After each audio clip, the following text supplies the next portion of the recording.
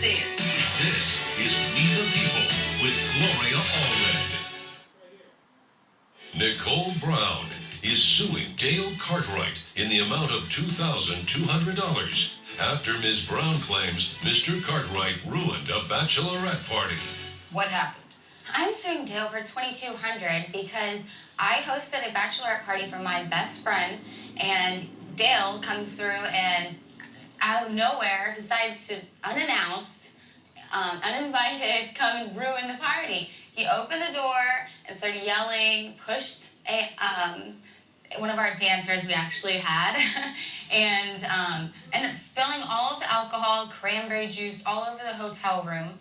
So he came and basically just wrecked the party. And that's why you're suing him? And that is why I'm suing. I mean, all right, Mr. Cartwright, what is your response to the allegations made by the plaintiff? Your Honor, I'm not responsible for this at all. It was not my idea to have this party. It was not my idea to have the alcohol. And it was also not my idea to have the strippers. Not your party. Me and my wife had a pact that we were not to have any strippers at our parties before our marriage. All right, well, let's talk about what happened on the evening in question. What kind of party were you throwing? So I got a hotel room in a very nice hotel, and I ended up getting 3 dancers. We had a dance party. I got alcohol to make her favorite drinks. We had food. I bought all of this, and I set all the party up. There's 15 of us girls I paid for. And what kind of dancers? They were exotic dancers, but it's just exotic, male or female? Male. But every bachelorette party in America, I mean, it's her last night, she's single. All I was trying to do was throw a good party for my best friend. At what point did the defendant, Mr. Cartwright, come into the party? It was about 45 minutes in. Was he invited to the party? No. Were you surprised when he came to the party? Yes. All right, let me just ask Mr. Cartwright, why did you come to the bachelorette party? You're not a bachelorette, obviously. You're the groom or the groom-to-be. My wife and I had a pact, like I said before, to not have any strippers or anything that would be more than moderate of a party before our marriage, to honor each other. Okay, and I was at a baseball game, hanging out with my friends, just being normal, and me and my wife, we have a very good communication system. So if we don't hear from each other for a few hours, we know that there's something wrong because we are always in touch. And she told me that at this party, she would always be able to answer the phone, and she would, anytime.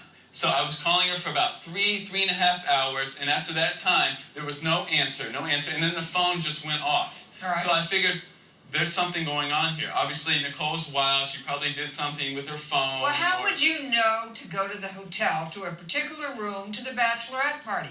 That's funny that you ask. Not so funny because it's very important to the case. Of course it is. And this is why. My wife told me where it was going to be, and she said that at any time I could come if I felt that there was something unsafe going on to protect me. I am her protector. I'm her husband. Oh, she can't protect herself? Of course she can. What is she, kind of wilting violet out there?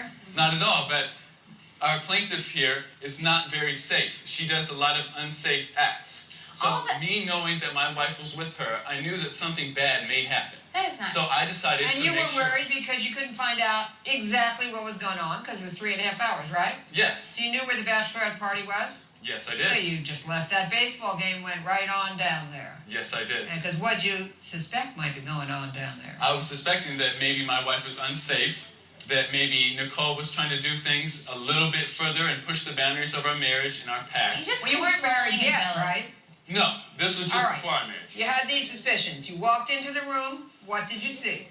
I walked into the room, and there's a naked man on top. My wife is sitting down. A naked man is up in her face. He was not and trying to seduce her and trying to do honorary acts with her. Honorary acts? Yes. I've heard them called a lot of things. Honorary is a new one for me. Yes, they were very honorary acts, and he was trying to do things to my wife that a stripper should not be doing, let alone be there. Namely being naked and putting his junk in her face. That's a little over the top for me. Was he completely naked? He was mostly naked. He just had like a little flap. Listen to the question. I didn't ask, was he mostly naked? I said, was he completely naked? And is the answer yes or no? The answer is he had a strap, and that was it. His junk was fully exposed. So he was not completely naked, right? But he was exposed, Your Honor. Okay, but that's not the same as being completely naked. You are correct. So please don't take liberties with the English language and tell me an exaggeration, because I want to hear the facts. I don't want to hear an exaggerated facts, which is designed to help you with your side of the case. Just give me the facts. The facts are, he was putting it into my wife's face, so of course it's going to be very alarming for me. Alarming for you. Was it alarming for her, or did she look like she was enjoying it? No, she looked like she was really having a bad time. Really? How could you know that? How could you see her face if this junk was right in her face? Coming up on We the People with Gloria Allred. It's almost like a rage just came out of him. The strippers ended up leaving after that because they felt that they were in danger now this psycho showed up.